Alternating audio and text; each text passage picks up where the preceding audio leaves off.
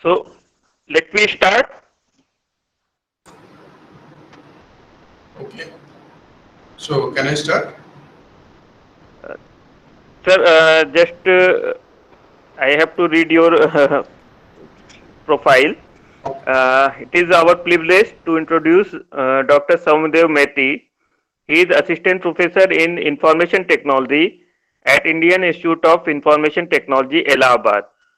Earlier, Dr. Maity also worked as a visiting scientist at the Advanced Computing and Microelectronics Unit of the Indian Statistical Institute, Kolkata, and a postdoctoral fellow at National Institute of Technology, Rourkela.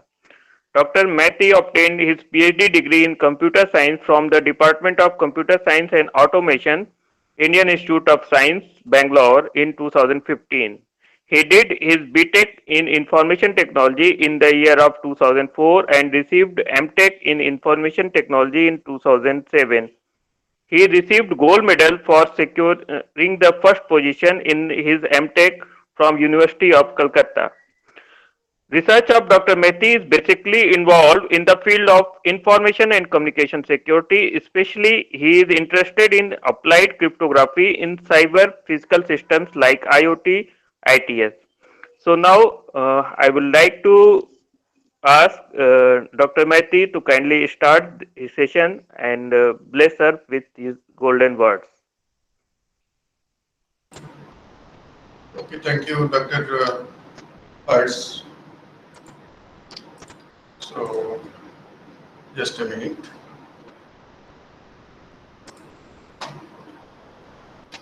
The screen is visible to you, all of you.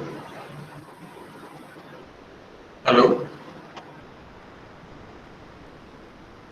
My screen is visible to you? Hello? Hello? Yes, sir, it is visible. Yes, sir. Yes, sir. Okay, okay. So, thank you very much. I would like to thank the organizers of this event and especially Dr. Hertz Vikram Singh for inviting me to share my research experience and also to organize an event on this topic, cybercrime and computer security, specifically in these days where even the government of our country is also paying special attention to strengthen the cyber infrastructure, cyber physical system infrastructure of the country.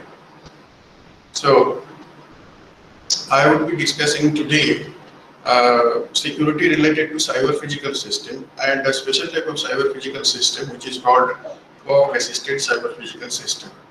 And the security issue, specific security issue that I shall discuss is called data auditing. And with a special property of data auditing which is called verifiable. So the topic is verifiable data auditing to enhance reliability and availability of safety critical data for assisted cyber physical systems.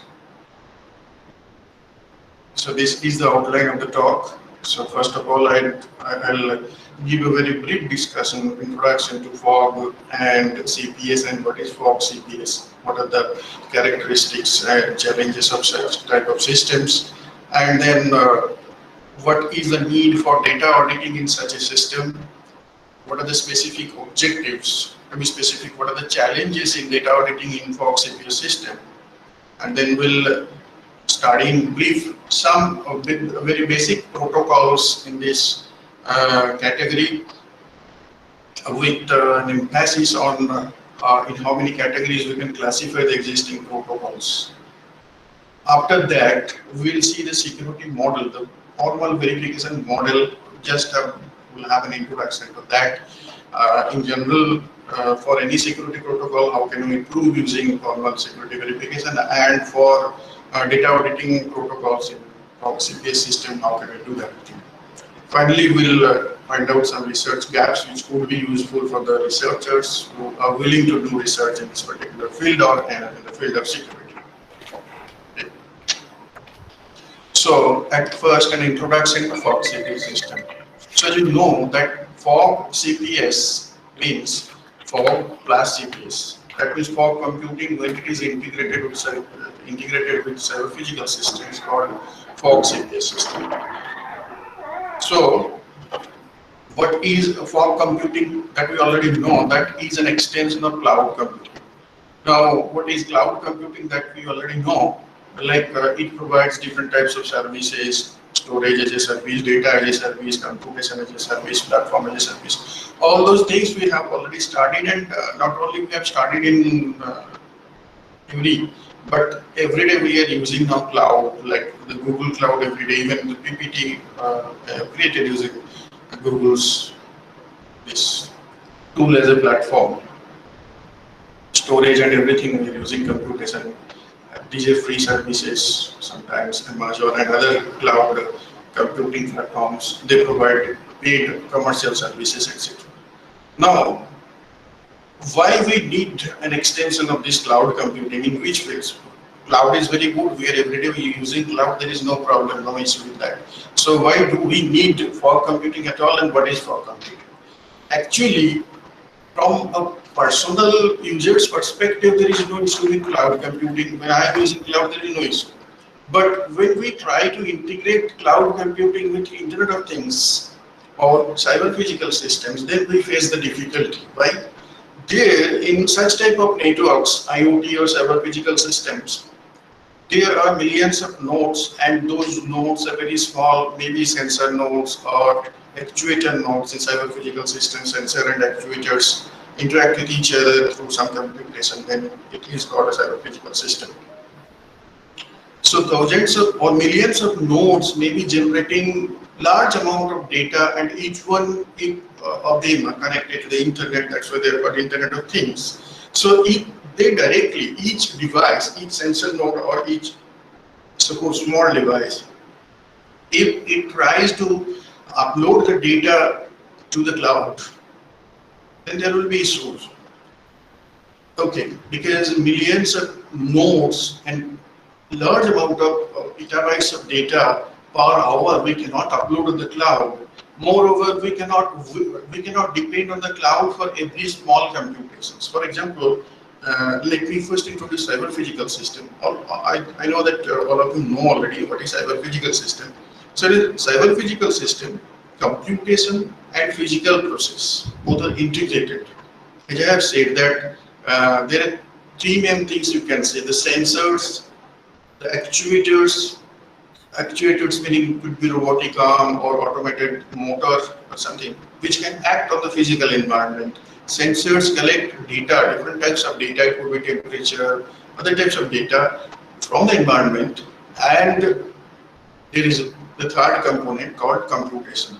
So there is a feedback loop, that means you collect the data, sense the data, and then analyze it, do the computation and act accordingly. After doing the action, there will be an impact on the environment. What is the impact that you assess using again the sensors? So again recollect the data using the sensors, again analyze it. So that way there is a loop. So computation has an impact on the physical process, and the physical process has an impact on the computation. These things we already know, and there are different types of application areas like e-healthcare, smart transportation, critical infrastructure control, industrial automatization, environmental control, energy conservation, etc. Now, what are the typical features of a cyber physical system?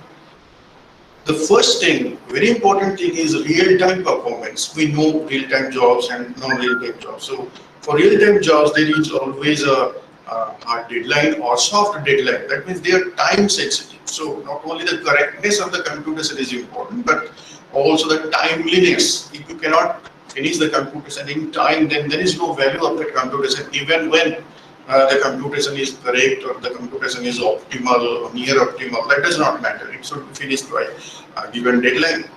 Or maybe when you are deviating from the deadline, as much as you deviate, the value of the job which has been performed is reducing. So that is first feature. Second thing is reliability and predictability. Predictability is another important thing. Reliability is also. Reliability meaning in a general purpose computer system, I submit a job, there is no guarantee that it will be done. Maybe the system may crash or we cannot predict even where started in operating system, the waiting time, etc., etc. So depends on the other processes running in the system, etc. So we don't have predictability. For example, when virtual memory and other concepts are used, we cannot predict how much time it will take to execute or how much time it will be waiting in the waiting queues. But in real-time system, that is different. So that unpredictability may be introduced not only because of the computation model, not only because of the operating system, but also because of the communication. Because if you cannot predict we're not doing the computation locally. If we are doing all the computations in the cloud, I was actually explaining why cloud is not good for cyber physical system. So consider these two requirements: reliability, predictability, and the timeliness. So if we depend that all the data should be first forwarded to the cloud, and every computation in the cyber physical system, all the computations will be done in the cloud, and then the result will come, and then the actuators will act on the environment. Then how can we fulfill this delay requirement, real-time requirement, predictability if the internet connection is broken for some reason? Then during that time, it could be intermittent, meaning temporarily for a few minutes. Suppose the internet connection is not available to the IoT environment. So during that time, if the results do not come, then proper actions will not be guided to the, will not be given to the actuators. In that case, it is not expected.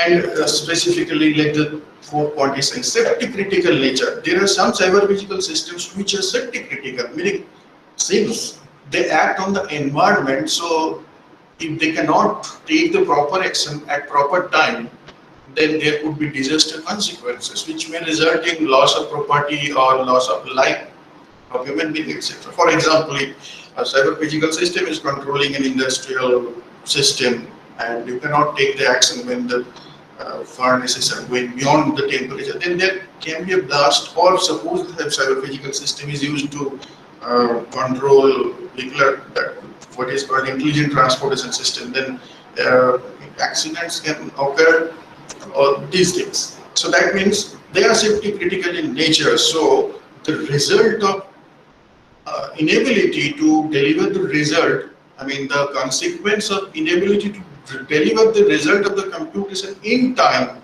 may result in disaster consequences. Another thing is large volume of data. So when we are considering a personal user, how much volume of data we can upload? Maybe several gigabytes or terabytes, maybe maximum a personal user can upload. But as we have discussed that, for example, consider an intelligent transportation system scenario. Here, every vehicle transmits for the exact figure, maybe 1 to 10 beacon packets per second. Which the size of each may be ranging from 200 bytes to 500 bytes, and there may be thousands of vehicles in a small area, in a big city, mega city.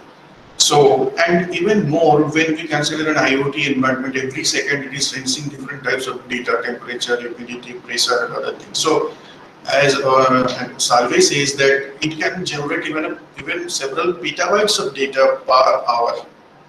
So this much volume of data, if you want to upload regularly in the cloud for computations to be done or for storage purpose only, then also the model is not practical, as you have now understood. So specifically to solve the problems of Internet of Things type of environment or cyber physical systems, the FOG has been introduced by Cisco. So FOG is bringing the concept that do the computation at the edge of the network. What do you mean by edge of the network?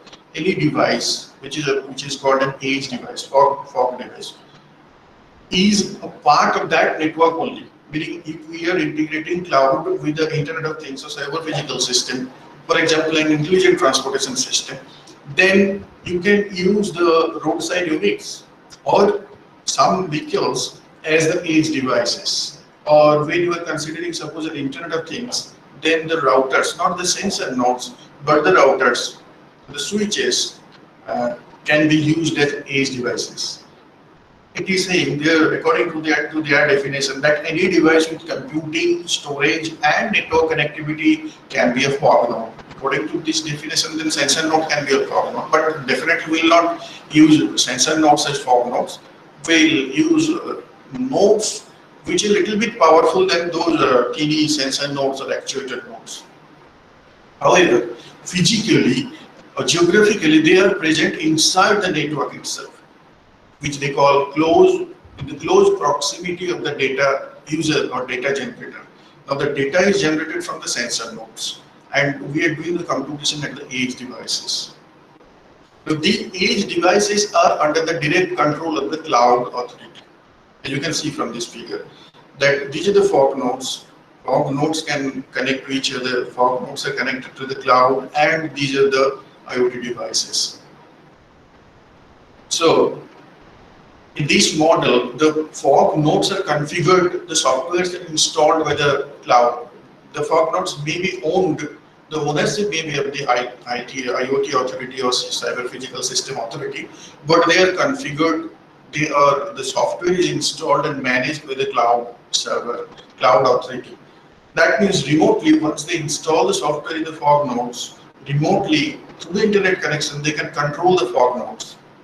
So whatever the computations are required by the cyber physical system environment, those softwares, those computing softwares are provided by the cloud. They even if updates are required, that updates are also done, or reconfiguration is required, then reconfiguration of the software. Sometimes reconfiguration is very important.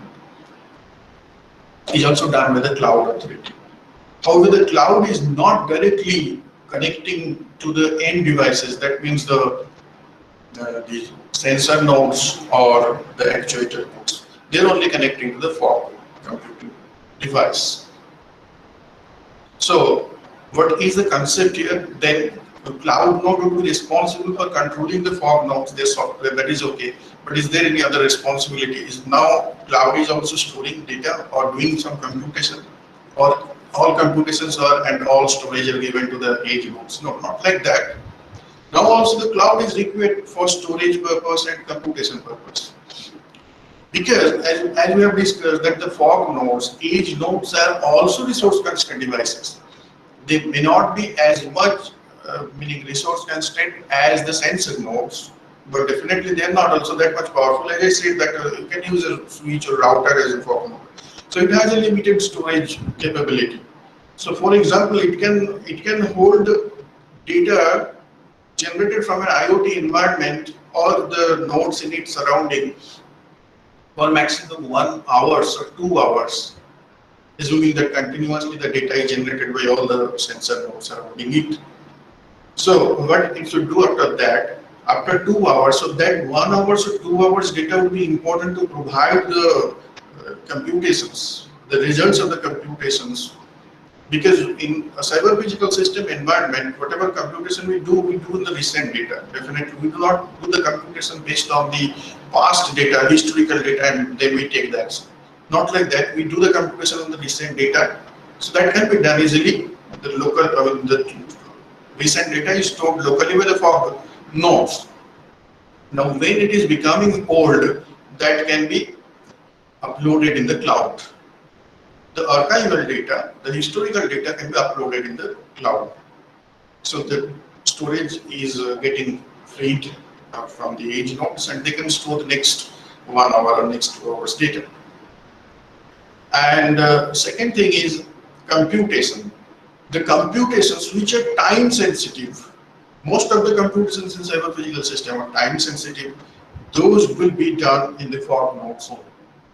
However, there might be some long-term analysis of the data, and definitely the long-term analysis of the data is done on the historical data.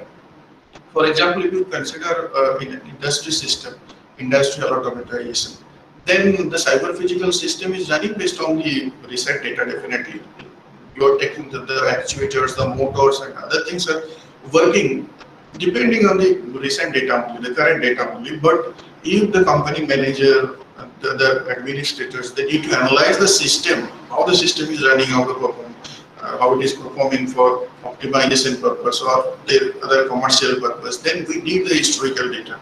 Data for the last 1 month or data for the last 1 year even. There can be different purposes when we need historical data and different types of computations. This is one example, as I said, that historical data is needed by the company authority. Suppose an intelligent transportation system. So there, when you need the historical data, suppose an accident occurred and you want to investigate that who was responsible or who were responsible for this incident. Whether this driver, there is a complaint against the driver. So we want to investigate whether there was really any fault by the driver or not. So then you need the data of that time only. It may be that the accident has occurred 2 days ago. We have received the report late. That may be possible. So then we need that historical data to analyze the event. So any such type of anomaly detection event which we need to do on the past data, then we need the historical data. Or I can give you another example to convince you that why we in this FOG system still we need to upload some data and some computation on the cloud also. We have understood that the time sensitive computations, which are most of the computations, will be done on the FOG now. But wait, we need. So consider another example. Suppose we are running an anomaly detection system. So in the CPS, cyber physical system, like every cyber physical system will be doing exactly that thing. If it detects some anomalous event, then it will take some action or it will generate some alarm, etc. Now those computations definitely need to be done on the FOG nodes. But because they are time sensitive and they are also lightweight, that not demand that much computing power. But these anomaly detection, any anomaly detection, if you are familiar with any anomaly detection algorithm, even if you are not familiar with any anomaly detection algorithm, I can give you a simple example.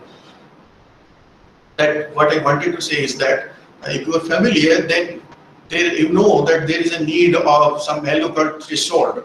Without a particular value of threshold and accurate value of threshold, and any anomaly detection algorithm will not be accurate. So the accuracy of the algorithm not only depends on the codes or the algo, it depends on the accuracy of the threshold also. Threshold that you are using. For example, if I give you a very simple example, that suppose in a healthcare monitoring system, if you want to detect that a patient is having fever or not, then what to do? You measure some parameter. In this case, in this particular case, using the thermometer sensor, you measure the temperature, and then what you do? You compare it with threshold value. We know that 98.5 is the threshold value per night. So when it crosses that limit, then maybe we generate the fast one. When it crosses 101, the red alert we can generate like that. So these are the thresholds, 98.5 or 100, from where the point is. So the question number one is, of course, how do we know these threshold values? And second thing is, whether this threshold value is always constant. For this example, maybe it may be constant. Even if it is not constant, you have studied the recent news that the normal temperature, body temperature of the patient, I mean, human being has been reduced during the last 100 years. Now the doctors are saying the normal temperature should be 96, around something like that, if I'm not wrong. So that means the thresholds may change. Specifically in a dynamic environment, the thresholds may also change. So either a human being manually should update the threshold, and that is not an acceptable way in an automatized environment. So the system should recalculate the appropriate threshold and update it. That threshold is required in these FOG nodes. Now, how do we calculate the threshold? We calculate the threshold based on analysis of historical data. Like when we calculated that 98.5 is the temperature, then they did the statistical analysis on different types of human being and they measured that this is the average. Similarly, so we need to do some, and not only simple average, we may need to run complex machine learning based algorithms to detect different classes and then how the threshold values are calculated. So that is one purpose, that you need to store the historical data. Not only that you need to do long-term computations which are once in a while, but that computation requires huge amount of resource because they use complex machine learning based algorithms and they handle large volume of data. These are called adaptive systems, where the threshold is automatically updated according to the change in the environment. That is called an adaptive environment. So now I think I could convince you that some computations still need to be done on the cloud, and large amount of data need to be stored in the cloud also. Although not that much large, if we directly connect the sensors to the cloud, then that will be even larger than that, because now the fog nodes at least can do some aggregation of the data before uploading it. So that least that way it can at least reduce some amount of data. So that way, a FOG-CPS, so this is the general architecture of a FOG-CPS system. So as you can see that there are several interfaces between the cloud and the fog, between the fog and the things. Sometimes also this term is used, cloud to things. Instead of FOG-CPS, you can use this term also, cloud to things. And there is interface between fog and fog also. And as you can see, the cloud is not directly interacting with the things. It is going through the fog only. So these things I have discussed, that now how the problems of CPS has been resolved by introducing fog. Directly if you integrate cloud to CPS, then the problems you may face. However, now the latency requirement, uninterrupted service, irrespective of the intermittent internet connectivity, etc. All these things are solved with the introduction of FOG-CPS. Now, next we are moving to, so we have understood FOG-CPS and we have understood that the cloud needs to store data. Who is uploading the data here? Who are uploading the data? The fog devices, the edge devices, they are the data, we can say the data owners. Although the data is originally generated from the sensor, no? But in the cloud, sensors are not uploading, edge devices are uploading. So the edge devices are the users, we can say, users of cloud service, or the data owners, and the cloud is storing the data. Okay, now definitely then we need to secure, we need to ensure the security of the data stored in the cloud, since we are outsourcing the storage, outsourcing the data. So we need to ensure different types of security parameters like authenticity, integrity, availability of the data. I think I do not need to explain why do we need to ensure these things. That you can easily guess. There are several reasons, like specifically for safety critical systems, cyber physical system, if the data is manipulated in the cloud, and based on that manipulated data you are calculating the threshold, and based on that threshold you are detecting the anomaly in the cyber physical system by the fog nodes, then the detection will be incorrect, and then again that can have disaster consequences.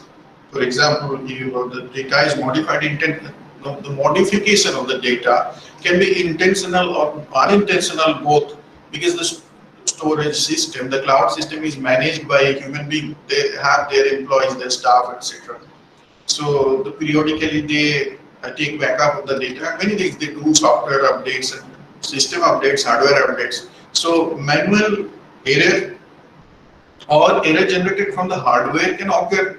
So those are unintentional, or it could be intentional, like someone is hacking the server, and it is quite possible nowadays. We know that even you may be wondering that who can hack the system of the cloud server. It is located in a secure place. And nowadays the banking system server is hacked. Defense Ministry server has been hacked. We have read these things, news from media. So who can provide the guarantee that the cloud system server will not be hacked? So if it is hacked, then intentionally some portion of the data may be modified or deleted, and then it can have disaster consequences. Now, in this presentation we will not be discussing about authenticity, confidentiality requirement. We know we have encryption techniques or digital signature or symmetric key-based techniques to ensure those things. Specifically, we'll be discussing about integrity and availability. So integrity, for example, authenticity and integrity you can ensure using digital signature or MAC signature. But how do you detect that whether the data has been deleted? Part of the data, usually a data file, a large data file is divided into blocks. Like if you have started database system, you know that database files are arranged in blocks. So if a particular one block is deleted or replaced by an incorrect block, the entire file is not deleted. And there are thousands of blocks in that particular file. So unless the user will be querying that particular block again, that user will be requiring some computation on that particular block again, it will not be detected even that the data has been deleted. And when it is deleted, it may be too late. The disaster has already occurred.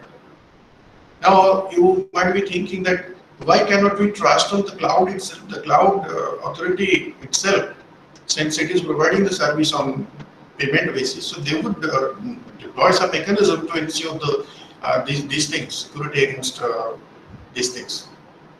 Yes, they would deploy things, the mechanisms, but the point is that if despite of those things, who can ensure that human error or hardware error or hacking will not be occurred by some adversary attacker? In that case, there is a chance that the cloud authority will not report it to you, report the user about the incident that the data has been lost. Because of their reputation, because of monetary loss, they may have to provide a large amount of compensation according to the agreement. So they might be thinking with the hope that a small portion of the data has been deleted, so it will not be noticed. And we can manage it in future with the hope they can suppress the fact. So even if small amount of data has been corrupted, that can have large impact. Here you can see some examples. For example, the file is containing sensitive information, accounting information, or it may be containing personal health related information of different persons also. So attacker can aim to modify or delete accounting information or health related information to a specific person. Or sometimes, suppose we upload a compressed file on the cloud. So every compressed file is associated with some compression table, which is required for decompressing the file. Now the attacker intentionally deletes the table only, which is very small, which can be contained in even one block will not be required to contain a table. So if you delete that file or modify that file, then the entire file becomes unusable. Or you know that index files, index tables are used in database systems, same thing will occur if that is deleted. So it is very crucial that availability of the entire data, not only we can say that majority of the data, availability of the entire data should be ensured. And we cannot depend on the cloud itself. So that's why this literature, the researchers in this field, they use this term, semi-trusted authority. Cloud is a semi-trusted authority, meaning we trust it for some services, but for some other incidents, you can say, or other services, we do not trust it. For example, we trust it for storing the data, we trust it for providing the computations properly, correctly, but we do not trust that it would report the loss of data event in proper time. So if it is the scenario, this is the scenario, then in that case, obviously the data owner needs to deploy its own mechanism to ensure the availability of the data. And that is called, so it needs to periodically check, verify whether my data is intact in the cloud or not. That mechanism is called data auditing. So you can observe that the data auditing will not only ensure availability, but will also integrity. That means whether a block has been deleted or not, or the block has been modified or replaced. Modified meaning some portion of the block has been, some bits of the block has been modified. Replaced meaning The file is containing suppose 10 blocks, and block number 2 is deleted, and then it is replaced by block number 4. So that is called replacing. So these things should be done. Now the several questions are coming. First, who should do this auditing? Second, what is the mechanism, what is the protocol, how will it be done, what are the steps to do this thing, and what are the challenges in it? Of course, this challenge is coming first into your mind that, okay, you need to audit the data and then do it. Where is the problem? Why should we consider it as a research problem? Observe several things. First point is that data is no longer available to the CPS node or the data owner. Once the edge device or any data owner uploads the data on the cloud, then it deletes the data from its storage. And that is the purpose that we are using cloud. If we need to store all the data, then why we are using cloud? So the original data is not available to us. How can we check whether the data kept by the cloud is correct or not? Second thing is that do you need to download the entire data to check whether the data is intact or not? If that is the requirement, then it is also not practical, because as I said that there could be petabytes of files. You need to download all the data again and again periodically, because as you said that data loss event should be detected in time, and to ensure that it is detected in time, you have to do regular checking, maybe once in half an hour. So once in half an hour, do you like to download petabytes of data from the cloud and check again? So that is not. So this is one criteria that we need to verify the data file without retrieving it from the cloud. We need to verify the data, but without retrieving the data from the cloud. And we need to ensure that the communication overhead for this auditing should be scalable. That means it should not increase with the increase in the size of the file. I mean, definitely it will increase, but the growth rate should be linear or sublinear.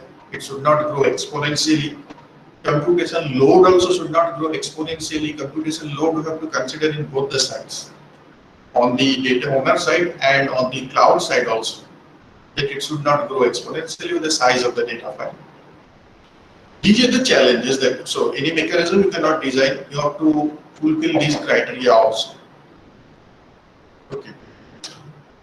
Now, the second question was how it should be done. What is the mechanism? So here we discuss a basic approach. I think I'm running slow, so let me in brief, I'm discussing this thing. So this is a basic mechanism which was proposed first in 2007 by ATAL. So this protocol has two phases, as you can see. Okay, the answer to the question that who will be doing the auditing? The simplest answer is that the data owner itself can do the auditing. Okay, what are the problems associated with that? That we'll see later, and what are the solutions to that we'll see later. But let us assume that the data owner itself is doing the auditing task. So it has two phases: the pre-processing phase and the verification, data verification phase. In the pre-processing phase, what it is doing, it is taking the the original file, and then generating what is called metadata, data about data. So which is in the size which is much smaller than the size of the original file, which has been shown here. If you compare the size of this box with this box. So this is storing the metadata only. It is not storing the original file, and then it is modifying the original file and generating something called f- from f, and then the server is storing that f- file. So this is pre-processing stage. During the verification phase, what is going on? The client is generating a challenge, and then it is sending the challenge. The challenge is random, and then it is sending the random challenge to the server. Server is now generating a proof of data possession. This is called PDP, proof of data possession, corresponding to that challenge, and it is computed from the file that it is, modified file that it is stored. The client checks whether it is correct or not. I mean, the proof is correct or not. Using its metadata, it can check only. So it does not need to store the original file. So this is the concept in abstract. So it has been said. that the file is divided into n number of blocks. So the technique that we're discussing here is based on public-private key pair. I mean asymmetric cryptography. Similar mechanism can also be designed based on symmetric cryptography, but those are not that much efficient. So public-private key pair, every client, every data owner would have its own private key and public. So in order to generate the metadata from the original file, it requires the private key. It requires its own private key. So anybody cannot generate the metadata. It needs the private key to generate the data. I mean the data owner's private key. Then it generates the modified file. The modified file, in different ways it can be generated. For example, it can expand the original file by adding some metadata into it. Encryption is optional here because, as we have said, that our objective is not to provide confidentiality. Our objective is to provide only integrity and authentication. And so if you need additionally confidentiality, you can encrypt the data file, but the tags will be generated on the cipher text file only, not on the original text file. The storage overhead of the approach on the server is in order of n, where n is the number of blocks and the storage overhead on the client will be constant. We'll see the details in little bit more detail later, but this is the abstract approach. And then during the next phase, that is the phase 2, challenge response phase, what it does, it generates a challenge vector, it meaning the data owner who is acting as the auditor, who is now acting as the auditor also generates a challenge vector. The vector is of size m, where m is less or equal to n. N is the number of blocks in the data file. And what it does, it generates m random numbers between 1 and n. That means it actually selects m random blocks, identifier of the m random blocks, and then it generates m random nonce values, nonce meaning one-time random number. So that means it generates, it is a vector of size m. Each element of the vector has two components. One is the identifier of the block and the second one is a nonce value. Then it sends the response to the challenge, to the cloud. The cloud computes response. The response is not a vector, the response is a challenge. Response is a scalar. So which is computed taking the inputs, the challenge vector, the corresponding blocks, the blocks which has been challenged, and the metadata that it contains along with the file. So these three things are required to generate the response.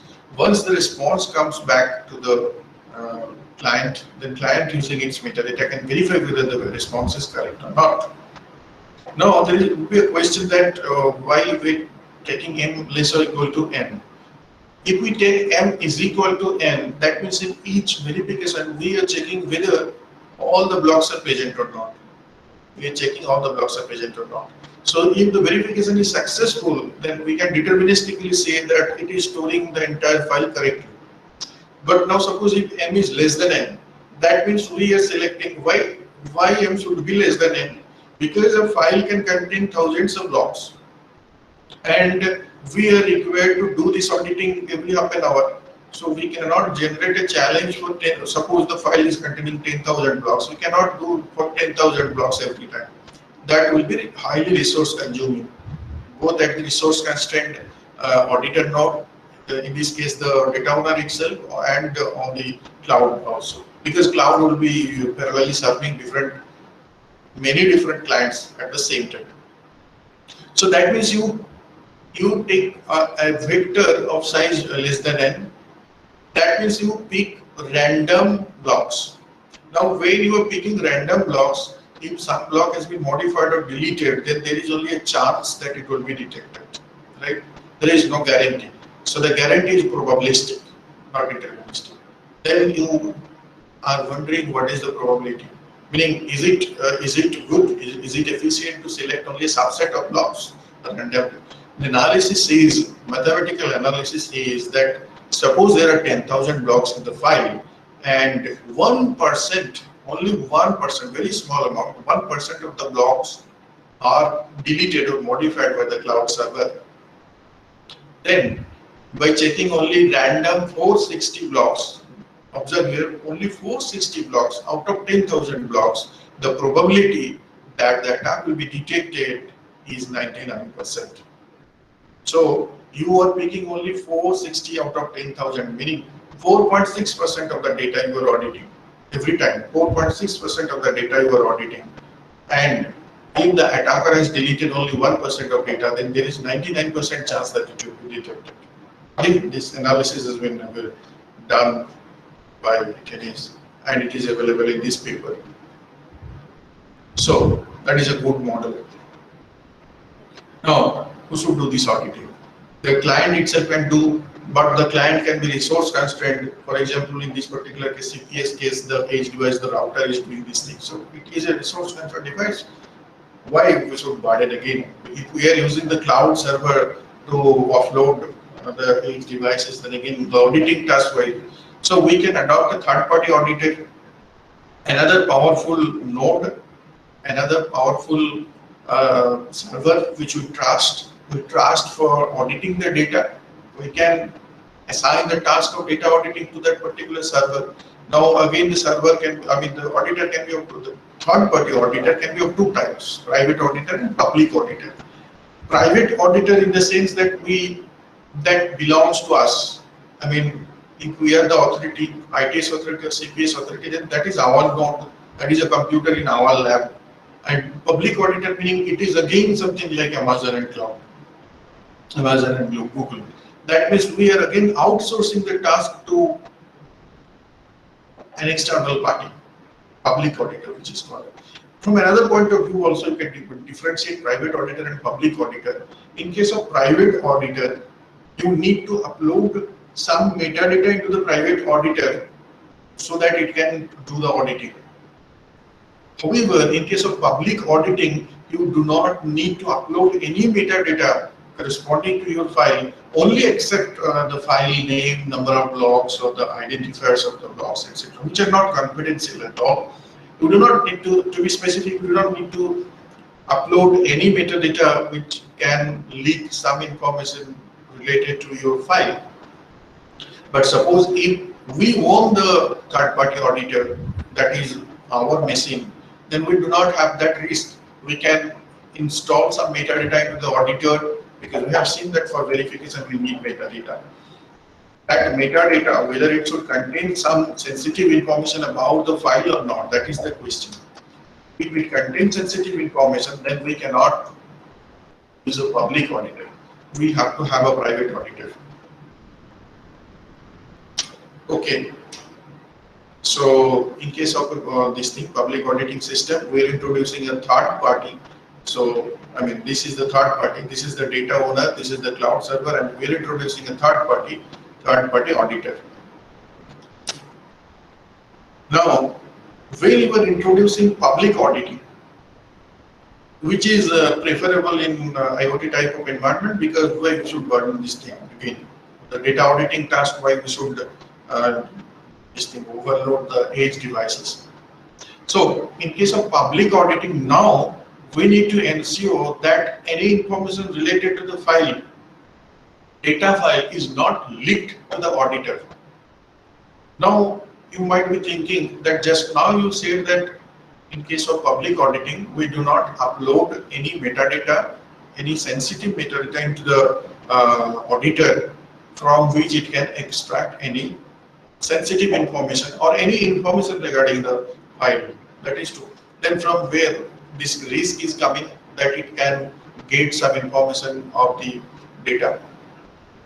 The risk is coming because the auditor will be interacting with the cloud, because now the auditor will be doing the auditing. That means this phase 2 now will be done by this phase 2 will be done by the auditor. Here now it is not the client, the auditor. So the auditor will be sending the challenges.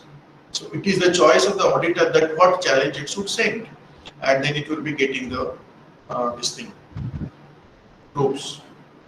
Now this group is generated from the data file and the input decided by the client So we can say that the proof is a function of the data file as well as the input chosen by the client. So in successive auditing processes, the client is getting a chain of values, the proof, corresponding challenges, and the data file. The proof, corresponding challenge, and the data file. From all these values, it can do some analysis. Since the proof is in its hand, the challenge that it generates is in its hand, so it will try to back calculate some information regarding the file. It can try. So that we need to ensure that the mechanism, that this auditing mechanism should ensure that this will not be possible. That even if it does this thing, which is called reverse engineering or backtracking, it cannot backtrack the file from the successive challenge and responses executed between itself and the cloud. Now, a more stricter notion of privacy is that, so observe here, like we said, the cloud is semi-trusted. In this case also, we are saying that the auditor, third-party auditor, public auditor is also semi-trusted, in the sense that we trust it for auditing purpose only, that it will do the auditing properly, correctly. But we do not trust it for confidentiality of the data. We do not want to disclose the data to the auditor. However, for the cloud, we are not worried about the confidentiality of the data. The data will be in the hand of the cloud, and the cloud will be doing the computations even on the data. So the data is visible to the cloud, but we do not trust for loss of data. Okay, coming back to this again, the stricter notion of privacy requires zero knowledge privacy. What is this? That suppose whether a block can be fully calculated or not, if we are only interested in that objective, then it is not zero knowledge. Meaning the attacker may be able to predict some of the bits of the block. Maybe the bit is, suppose the block is 1024 bits, suppose, then it can predict only 2 bits of the block, then to us it does not matter. Then it is not zero knowledge. But if we say no, zero information, even a single bit of the block, of any block of the data file, the auditor should not be able to guess with probability more than 0.5. You know, you can always guess a bit with probability 0.5. It is either 0 or 1.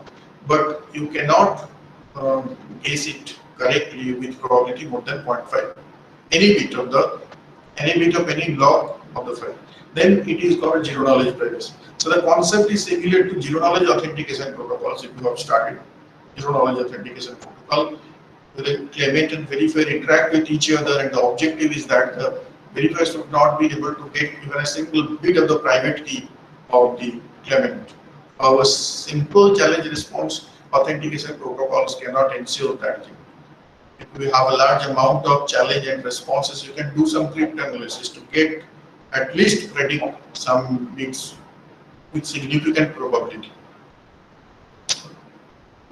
Now, another way of classifying these protocols, data auditing protocols in FOG-CPS, is based on the cryptography used. No, mainly 2 types of cryptography: symmetric cryptography based protocols and public key cryptography based protocols. Symmetric cryptography based protocols are not suitable for public auditing. Like, there are 2 things. First thing is that symmetric key has one-to-one relationship. I should have shared the symmetric key with you before I can use it. But in case of public key, private key, that constraint is not there. I do not need to share any private key secretly with you. I can have my own private key and just advertise my public key, maybe with some authentication of the public key using some certificate. So public key can be broadcasted publicly, but symmetric key cannot be broadcasted publicly. Now, as we said that in case of public auditing, public auditor can be anyone. Anyone having the public information only can do the auditing. So that is not possible for this thing. Second thing is that another property, interesting property is there for asymmetric cryptography, which is called homomorphism. Homomorphic property, which will come later. But for symmetric cryptography, till date, nothing significant homomorphic computation, efficient computation, homomorphic computation has not been found. So for example, instead of digital signature, if you want to use MAC signature of the blocks of a data file, then you have to have a long list of MAC values of different blocks. And you have to pre-install it in the auditor so that the auditor will be able to audit the data. So that means that is violating the requirement of public auditing. In public auditing, you do not need to install any metadata which is not public and which is computed from a established shared secret. So these are the reasons that symmetric cryptography is not suitable for public auditing. Now, public cryptography based public auditing systems, privacy preserving public auditing systems again can be of two types. One, using the traditional PKI concept meaning public infrastructure concept. In public infrastructure concept, you know already that nowadays in internet we are using PKI. So where every user has a certificate, public key certificate issued by some certification authority, which contains information about its identity, public key, expiration time, and other things, authorization accesses, etc. All things, all these information are public, related to that identity and public key, but all the information are public. All this information is digitally signed by a globally trusted authority, which is called certificate authority. And the public key of that certificate authority, the global public key, which is called global public key, is assumed to be available to all the parties participating in a protocol. Now, what are the issues with this approach? Certificate-based public key cryptography is associated with the problem of certificate management and the availability of the CA. Specifically, in an IoT or cyber physical system environment, availability of the CA again imposes some limitations. The CA might not be, as you said, that the internet connectivity may be intermittent. So specifically, when you validate a certificate, public key certificate, you not only check the signatures, etc., not only check the timestamp and expiration time, you need to check also the latest certificate revocation list, which is called CRL, which is periodically broadcasted by a certificate authority. So that contains the list of revoked certificates. Not only that, there is a concept of delta certificate also, delta CRL, delta certificate revocation list. That means periodically it is broadcasting the CRL, but in between if some certificate has been revoked, then that is available to the delta CRL, with the delta CRL, and that you can get only by requesting the certificate authority.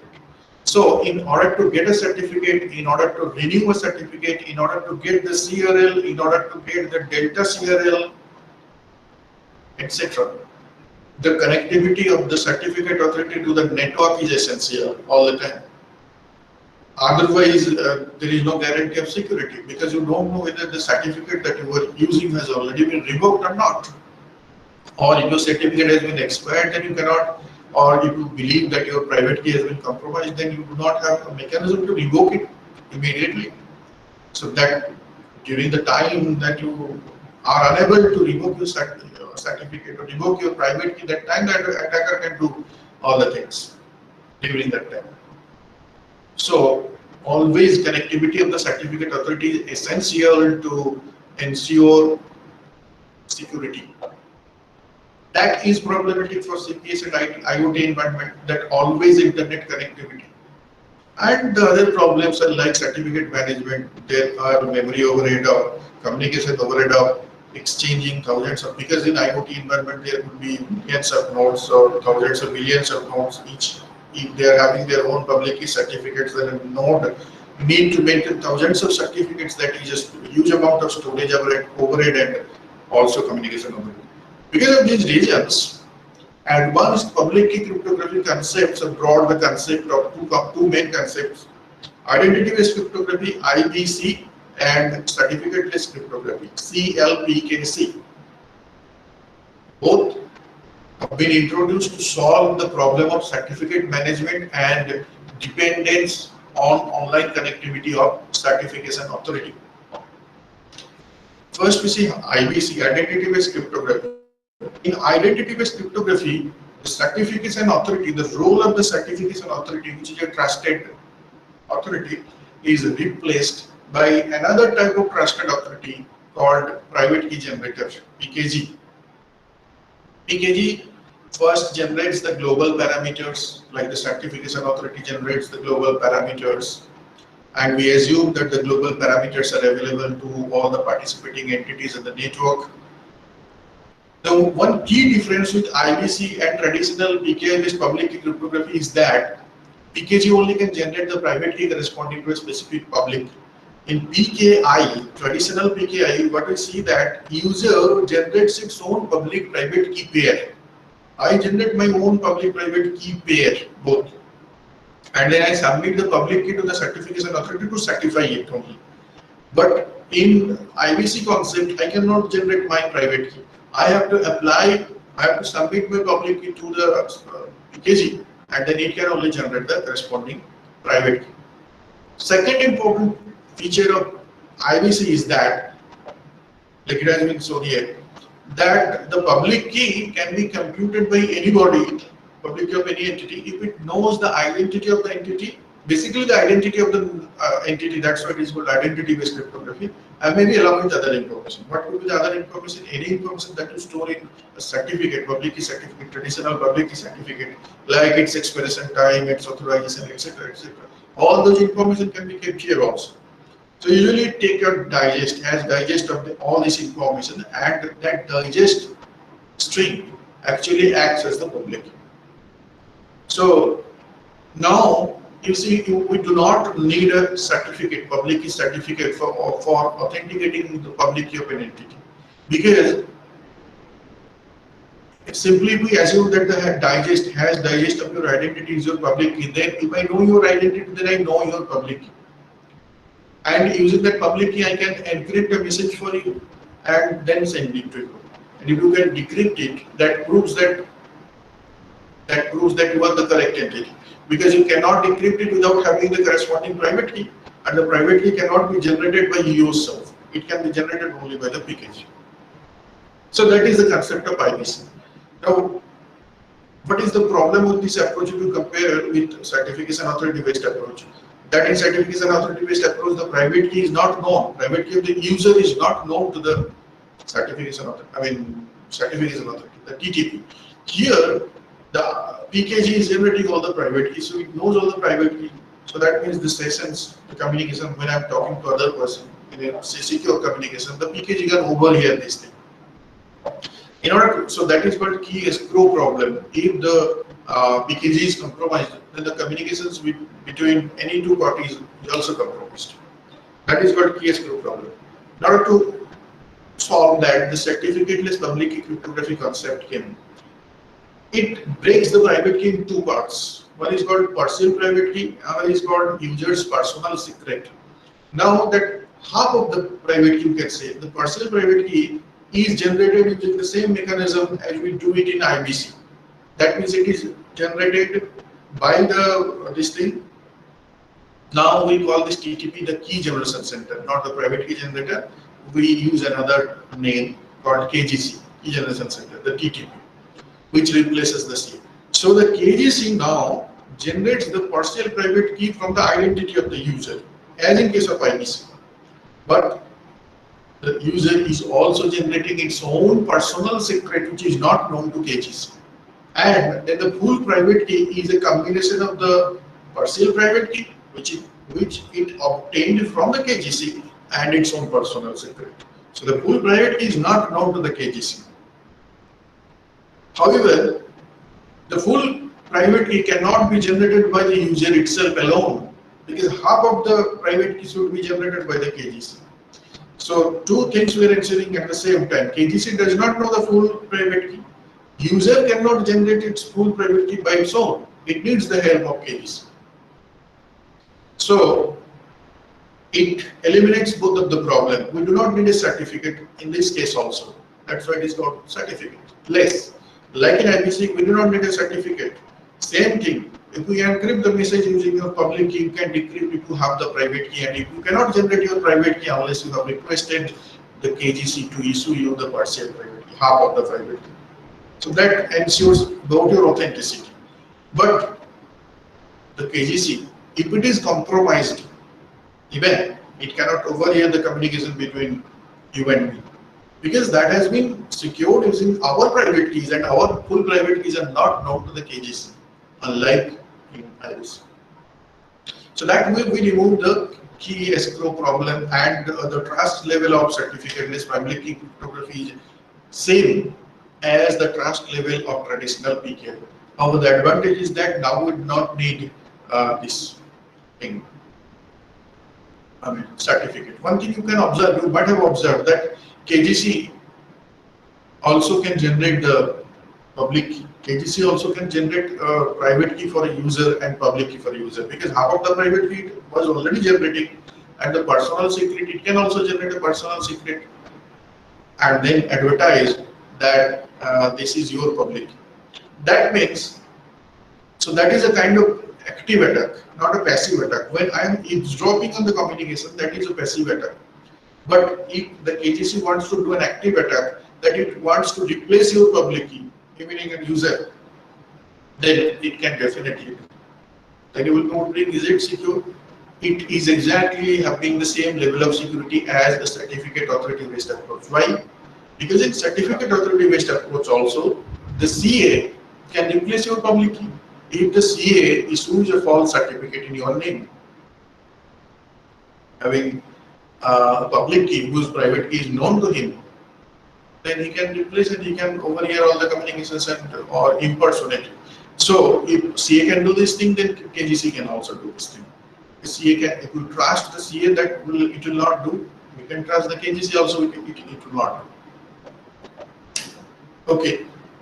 So in order to summarize, these are the objectives of privacy preserving, public data auditing in FOG-CPS system.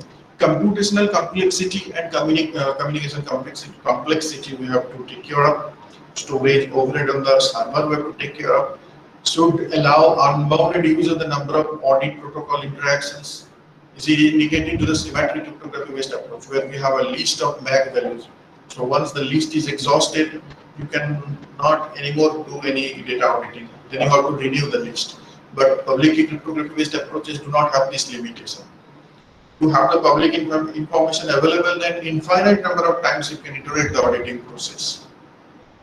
Verifier should be stateless, that is another desirable property. Although some protocols are stateful, that means the auditor need to keep track of the state, how many auditing it has done, what are the nonce values it has already used, etc.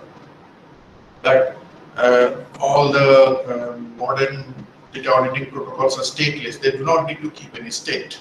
Stateful protocols are of course a burden, because the auditor is storage is getting consumed every time. Most important properties that we require are the security properties. Any server that passes a verification check for a file actually stole the file. We need the guarantee about this. We say that if the server sends this, then the verifier can verify this.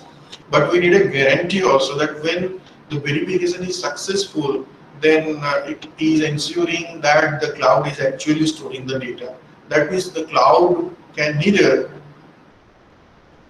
forge a tag, or it can, nor it can generate a proof of possession, proof of data possession without having the corresponding data blocks. So that security guarantee we need against a compromised cloud. Similarly, security guarantee we need against a compromised auditor, in the sense that we need a guarantee, formal verification guarantee, that zero information can be obtained by the cloud. the data auditor from the interactions with the cloud. Now these are the algorithms. There are basically 8 algorithms constructing a certificate-less privacy-preserving public auditing scheme. As you know, any protocol consists of a set of algorithm. Any scheme, even when we talk about an encryption scheme, there is not only one algorithm encryption. There are at least 3 algorithms. One is the encryption, another is the decryption algorithm, and another is the key generation algorithm. There can be a 4th algorithm also, which is called setup algorithm. The difference between key generation and setup algorithm is that setup algorithm is one time run only once and is general for all. But key generation algorithm is user specific. It is iterated for every user when it gets the key for the first time or when it renews the keys. So similarly, we have for the certificate-less public key cryptography, actually we have the first 4 algorithms: setup algorithm, partial key generation algorithm, private key generation algorithm, and public key generation algorithm.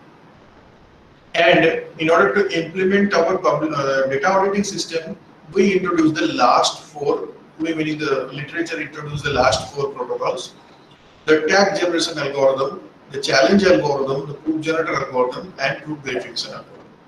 So these 8 algorithms consist, altogether they construct a scheme, an auditing scheme.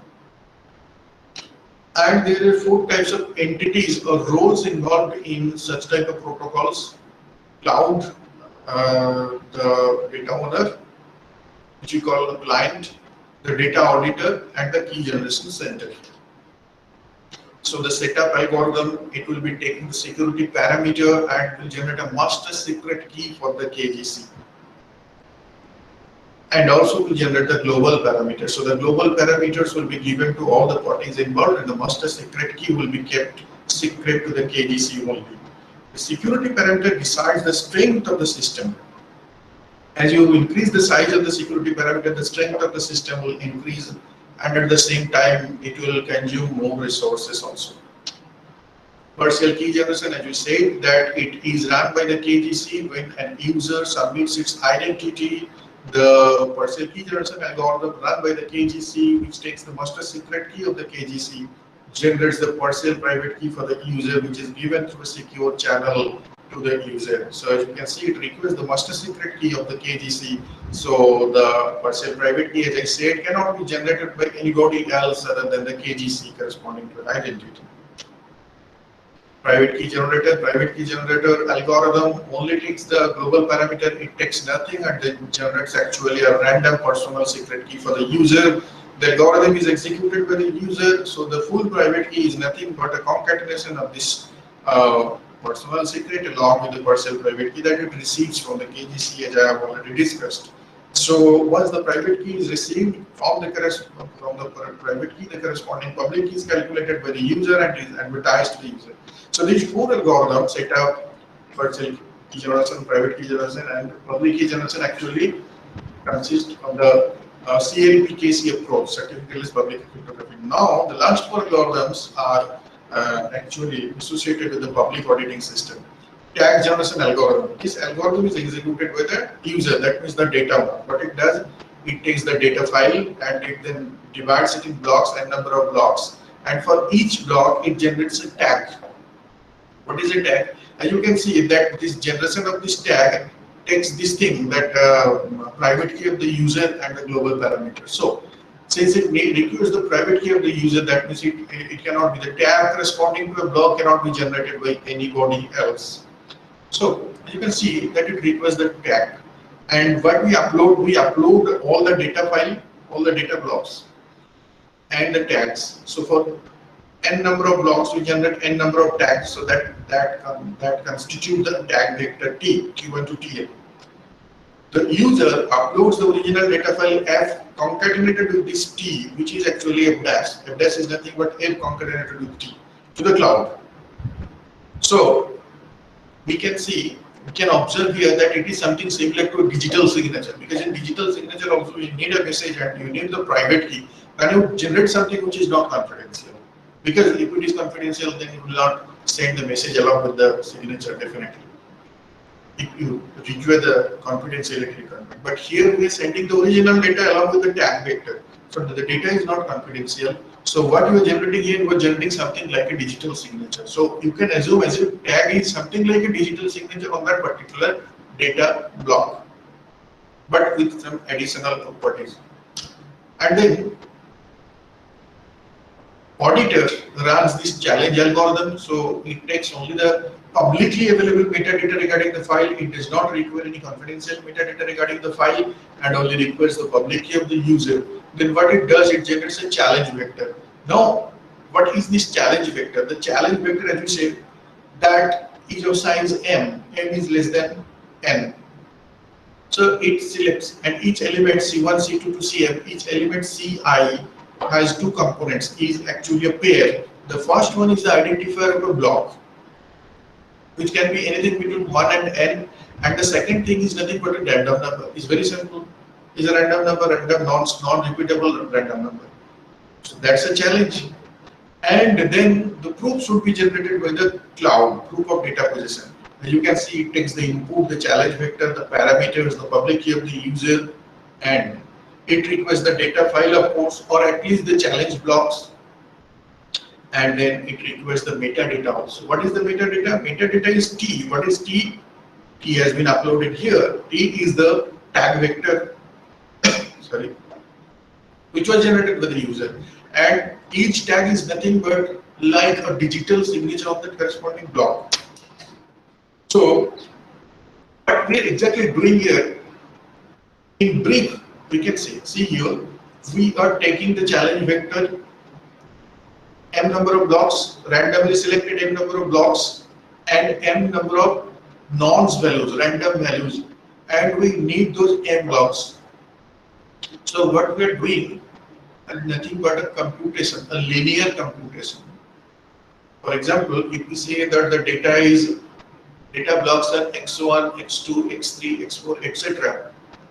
Then, and the vector nonce values are c1, c2, c3, c4, etc. Then we are doing c1, x1 plus c2, x2 plus c3, x3, etc. That means it is a linear combination of the blocks. We are using two computations. One is multiplication, scalar multiplication, c into x1, when we are doing c is a constant scalar. We are multiplying with the vector data m, and we are adding cx1 plus cx2. So that is a linear combination, that is some computation of the data, and that is generated as the proof. So that means we are actually requiring some computation on certain data blocks. So what type of computation? A linear combination, cx1 plus cx2 in that way. What are c1, x1 plus c2, x2? What are c1, c2, c3? Are random values. And what is x1, x2, x3? Randomly selected blocks. So if the computation is correct, then it ensures that the cloud is storing those data blocks. Otherwise, it cannot produce the correct result. Because C1, C2, C3, these values are also random, so the cloud cannot predict a query and recalculate all the results and can store the results only and then delete the original data file. That is not possible, because as we are saying that these are nonce values, so the cloud cannot predict what challenges will be set later. So it needs to have the data file in order to calculate the correct result based on that challenge vector. Now, how the user would understand that the result is correct, because the user is not having the data. So for that purpose, as you can see that we are also taking the metadata. Metadata is also having n tags, T1 to Tn. We are applying the same linear combination of the metadata also. Now we are actually utilizing the special property of these types of public key cryptography or public key signatures called homomorphism. Now, what is homomorphism? Is in simple words, you can say, suppose we have two groups. If you are not familiar with the concept of group in abstract algebra, then obviously you are familiar with the concept of domains. Suppose you have two domains, and all mathematical computations are actually achieved using two basic arithmetic operations, plus and multiplication, you know already. Here minus is nothing but additive inverse, and division is nothing but multiplying the multiplicative inverse. That is a concept of group theory. Nothing else. Like you know that minus 2 is nothing but plus of minus 2, and divided by 3 is nothing but multiplying by 1 by 3.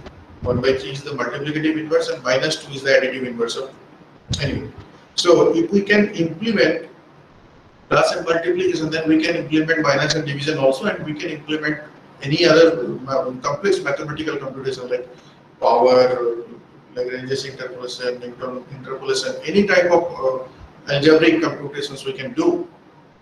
Any type of algebraic computation is nothing but the combination of these four, plus, minus, and multiplication, division.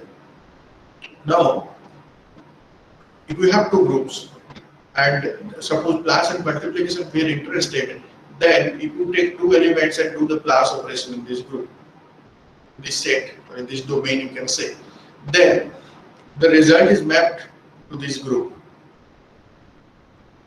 So suppose the mapping is called F, from this domain to this domain, the mapping is called F, and the two elements that you are taking is x1 and x2. So when we add the two elements, x1 plus x2 is the result.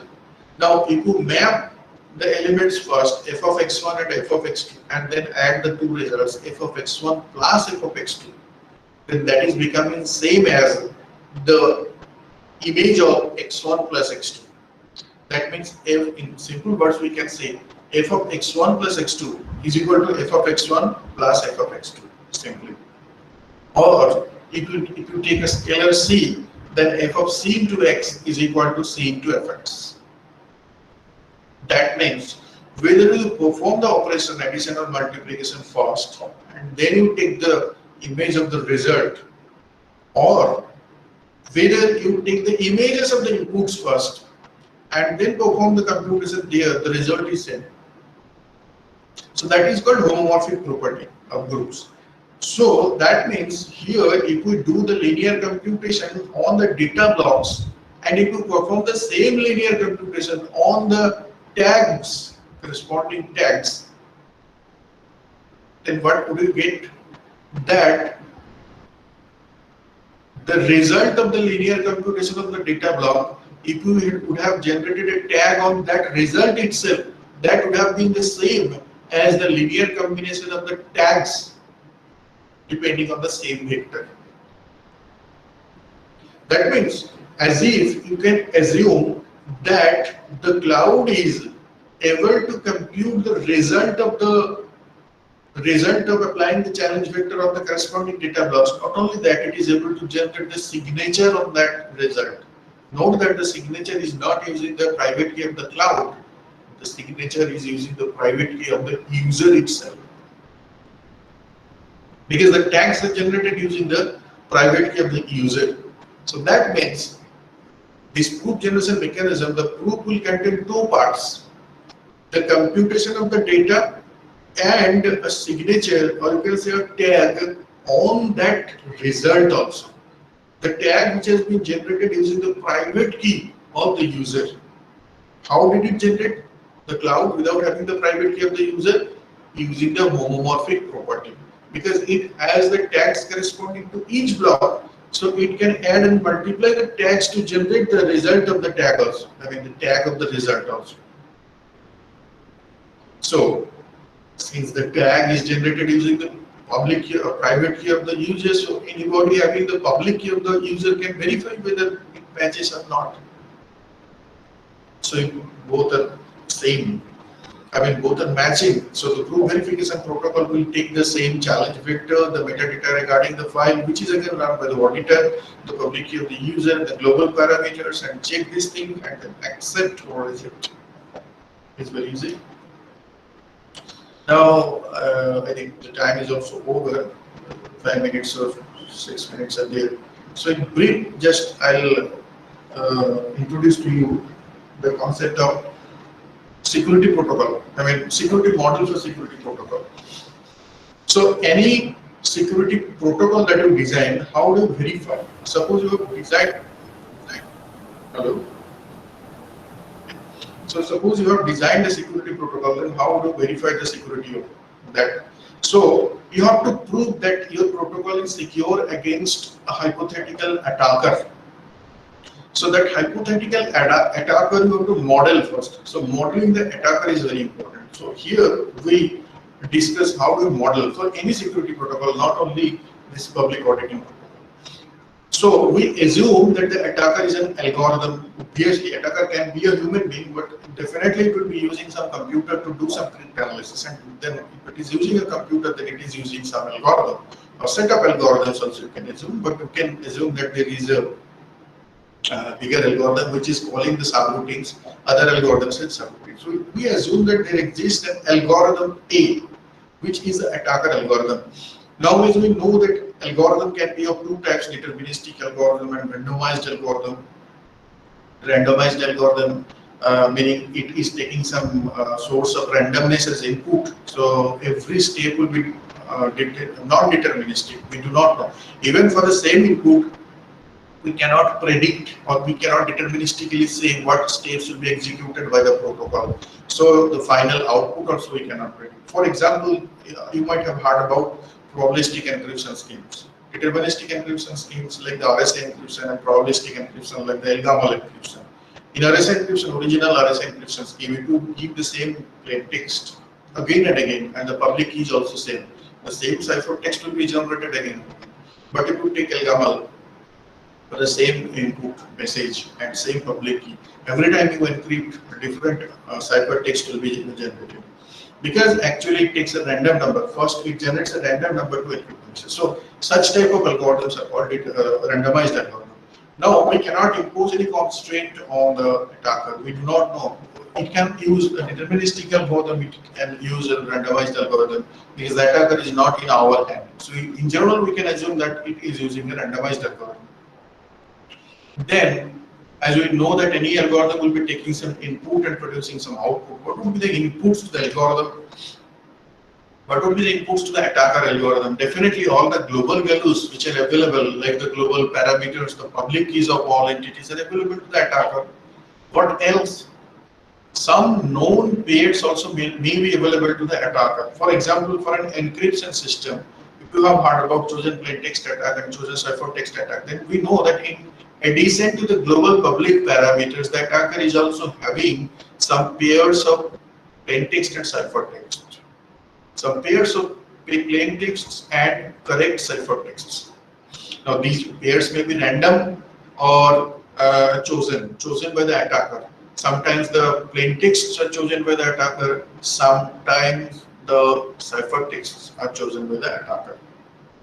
So that information is also available to the attacker. If we assume that we need to prove that our protocol is secure against these types of adversaries. And the third type of input that is essential for randomized algorithm is the source of randomness, meaning a sequence of random numbers. And then finally, what would be the output of the attacker algorithm? Definitely that we have to decide that what we want to prevent. The negation of that is the objective of the attacker. For example, if you want to design a secure encryption system, then we want to show that the attacker will not be able to decrypt a ciphertext message correctly. Those ciphertext, excluding those ciphertexts which are already available to it. So that is the objective of the attacker. Then you will be given a ciphertext as a challenge and then produce it. Or if you are designing a signature system, then you forge a signature. I am giving a message and you generate a signature, forge it. Now there are two types of forgeries, you know, existential forgery and selective forgery. In existential forgery, we do not need to give any challenge even to the attacker. The attacker is free to generate any forgery of its own choice, random message. But in this case, so only. And okay, so the attacker is an algorithm which is taking these are the inputs, the random sequence of numbers, the global values, and these things that some pairs of values are modeled as random oracle. Okay, now today I don't have time to discuss this random oracle, but you can assume as if this is a random oracle that we can maintain a table where input is taken and output is produced with the oracle. in a way that if you have already the value in the table, then you can return the value from the table. If you do not have the value in the table, then just generate a random value. For example, if the output is 1 bit, then just toss a coin and then generate either 0 or 1. If it is 2 bits, then you toss the coin 2 times. If it is n bits, then you toss the coin n times. It's simple. So see here, if we do this thing, this is the algorithm, then we ensure 3 properties: repeatability, unpredictability, and independence. Repeatability, if you give the same input, always will get the same output because we are keeping it in table, repeating. Unpredictability, whatever is the input, you cannot guess because I am simply blindly tossing a coin. I am not looking even into your input. Independence, even 2 inputs are similar, there is no correlation between the corresponding outputs. So obviously, because each time I am independently tossing the coin. So any cryptographic algorithm which has these 3 properties, for example, hash function or probabilistic encryption algorithm has these 3 properties. So that can be modeled as a random oracle. So, and we allow the algorithm to make oracle queries to us. For example, if we allow it to get some partial keys from the CLPDC system, then it can do some partial key queries. It can send some identities and then can get the partial keys corresponding. If we allow some tag generation queries, then it can send some data block and the corresponding public key and can query for the corresponding. Okay. So finally, how do you prove this thing? Prove by contraposition. If we assume that if such type of algorithm exists, then using that algorithm, we can also devise another algorithm. Using this algorithm as a black box, we can design another algorithm which can break some hard problem. That is the approach usually taken. To prove the security of any protocol, so in data acquisition protocol, these are the queries: hash query, partial key query, secret value query, public key query, tag query, and public key replace queries, which are allowed. Finally, what is the objective of the adversary? Definitely either to forge a tag or forge a data acquisition without having the values, I mean the data blocks corresponding to it. So, and in privacy proof, we need to simulate an algorithm to show that we have the black box access to the attacker. Attacker in this case is the faulty auditor, I mean the malicious auditor, and then without having the file also we can generate the correct data position proofs. So that means if we can generate the proof without having the file, that means from the proofs you are not getting any information corresponding to the file. There could be some additional, so that is all about the basic certificate-less privacy preserving FOG-CPS system. There could be some additional objectives, like it could require the demand for group shared data, where the file different blocks are signed by different group members having different keys. So a file is containing different types of tags generated by different keys, not from the same key. So that adds the additional complexity. Another type is anonymity. How can you hide the original identity of the user even from the auditors? Because the auditor is getting at least the public information, but how can you hide that information even? Anonymity. Non-repudiability. If suppose the cloud is generating the correct proof, storing the correct proof, correct data, and generating the correct proof, but the auditor is maliciously blaming it. So how can you prevent such type of things? And verifiable auditing, finally, verifiable auditing demands that how can you check whether the auditor is doing its task properly or not. So these are the things in summary that we have discussed. Future directions could be that in CPS environment, we can think about a distributed auditing service. Instead of having a single auditor, the edge devices in a distributed way can do this thing. So for a distributed auditing, we can think about incentive-based or reputation-based distributed auditing, because they are resource constrained nodes. Not be willing to provide auditing service, we can provoke them to do this thing by incentive of reputation. And specifically for resource constrained networks, we need lightweight tag generation. The tag generation mechanism that exists in the literature, they assume desktop computers or some other computers. But for resource constrained devices, we can generate some lightweight tag generation. We can design some lightweight tag generation algorithms. And also we can consider combining different types of additional objectives into the privacy preserving public auditing program. So these are the references which include different types of. Sir, please. Yeah. So that is the. Sir, please. Okay, so if you have any questions, you can ask me, please. Any questions from participants side? We have some recording of your lecture, and we will share with you and the other participants. And also, if possible, sir,